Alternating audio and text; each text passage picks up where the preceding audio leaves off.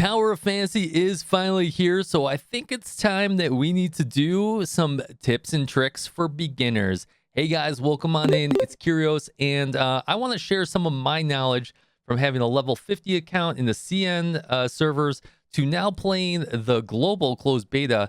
That will help you out. There's going to be some movement tricks. There's going to be some things you need to focus on, and then typical progression that I'm going to help you out with here. We're going to try and keep this short and sweet. And if you guys have not followed me on my twitch.tv channel where we're playing Tower of Fantasy, Blue Archive, and a bunch of other gacha games as well, click those links down below. Come join us in the Discord, and let's get started.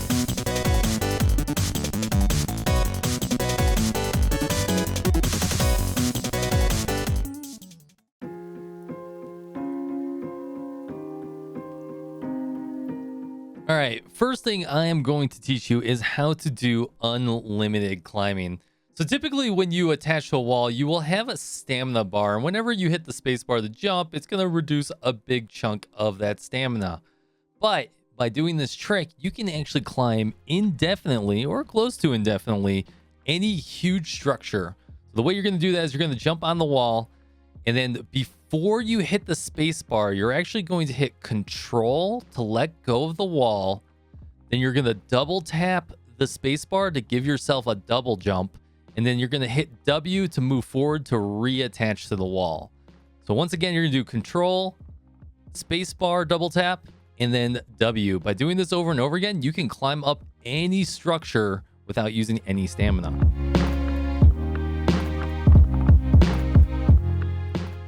All right, now I'm going to teach you a move called air pumping. So when you dash in the air, it doesn't use any stamina. So by using your hover jet or your rockets on the back, you can actually get greater distances with less stamina by being in the air. And the way that you're going to do this is you're going to start off very high, or as high as you can, and you're going to use your rocket to get booster. And then you're going to balance your dashes in the right to do booster, dash, booster, dash, booster, dash. Now you can't do this too quick, otherwise your dash is going to go on cooldown. So you need to time it. So it's going to be booster to a dash about every 2 seconds, so you can balance that energy.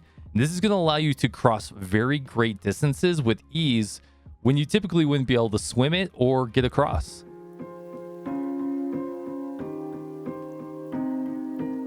All right, look at me. Look at me. I'm looking at you. You look at me. You stop passing that honey. I see you walking past that honey. You get that honey, okay? Very, very important. Seriously, though, you're going to need a lot of honey, and it makes some of the best easy food you can get that heals you for a lot of HP. Now, once you make it to the second area, which, by the way, you can cheat and kind of get over there, but you can wait till the second day, you can get to this vendor where you can buy a lot of carbonated water and salad dressing and a bunch of other things. And then you can actually go to the cooking vendor and go to creation and learn new food, which is amazing. One of the easiest recipes you can do is take some oranges or some plant fruits or whatever those are, take a little bit of honey and just stockpile a ton of water in there, and it's going to give you a great honeyed fruit juice, which heals for an absolute ton. Almost every one of the good, easy foods that you're going to use is going to involve honey, so I highly suggest you always stockpile. All right, this one's a bit hard to explain. It might be a little long-winded, but essentially you're going to get a lot of these ciphers from blue to purple to gold. And the gold ones, you can only get so many per week, and the rest of them, you can only get so many per week. But you should always be using your blues and purples. If you see those chests out in the world, just go ahead and open them. They're just going to give you materials, and you're going to get a ton of those over time. Now, your purples, you can only really get from doing dailies over the weekly period and a few other events as well.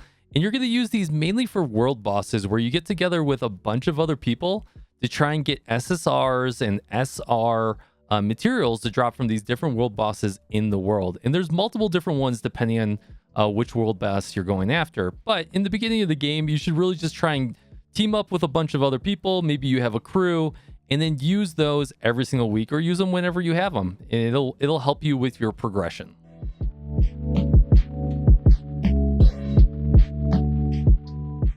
Now, the reason why I say to always have fire is because two of the best ways that you can get gold orbs and regular purple orbs is from destroying those phosphorus plants and those coves. Now, these are a one-time thing, but the only way to get them to proc is to actually use fire. So by having fire, make sure you're not passing those up and you're getting those purple orbs and you're getting those gold orbs, because that's what's going to allow you to summon more and more. And you should be summoning constantly as you're getting more resources. Just don't use your premium currency until we get to limiteds.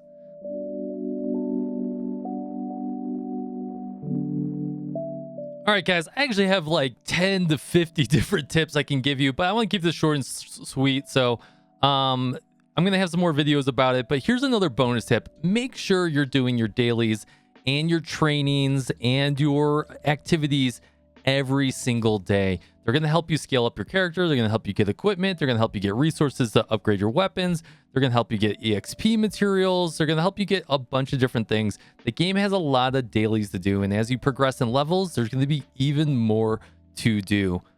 All right, guys, hopefully that helped you out. Now, there is one final tip I want to give you, is that make sure that you are doing your main story quest missions every day, because those are time gated. If you watched my other review, which is somewhere above my head, you will know that I put that in the pros and cons of the review.